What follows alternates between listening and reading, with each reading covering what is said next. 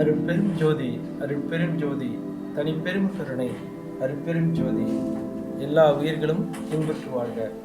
திருவருட்பா புரடை பகுதி உபதேச குறிப்புகளிலிருந்து சுத்த சன்மார்க்க சத்திய ஞானாச்சாரம்.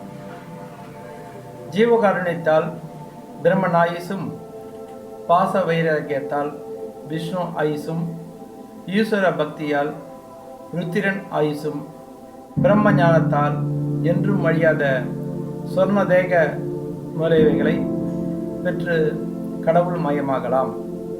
எப்படியெனில், கடவுள் சர்வ ஜீவ தயாபரன், சர்வ வல்லமை உடையவன்.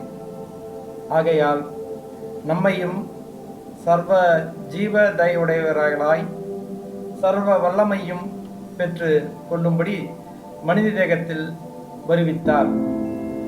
ஞானிக்கு தயவு அதிகப்பட்டிருக்கபடியால் கேளாத கேள்வி முதலிய மகா அற்புதங்களான இறந்தார் எழுதல் முதலிய அற்புத வல்லமையை பெற்றிருக்கின்றார்.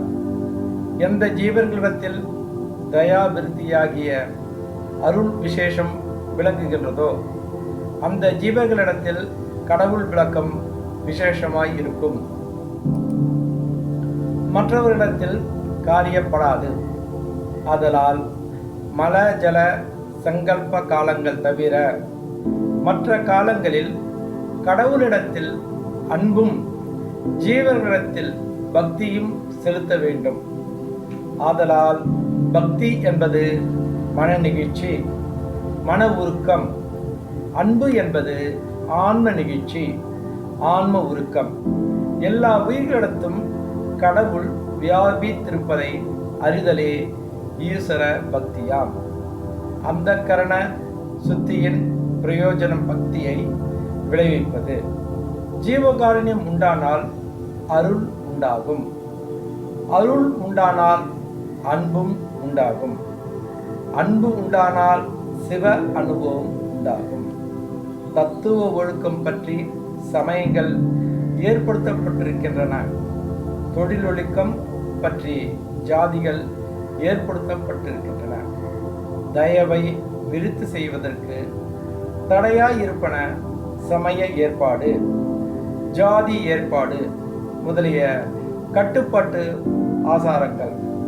அவையாவன ஜாதி ஆச்சாரம், குல ஆச்சாரம், ஆசிரம ஆச்சாரம், லோகாச்சாரம், தேசாசாரம், கிரியாச்சாரம், சமயாச்சாரம், மதாச்சாரம், மரபாச்சாரம், கலாச்சாரம், சாதனாச்சாரம், அந்தாச்சாரம், சாஸ்திராச்சாரம் முதலிய ஆச்சாரங்கள்.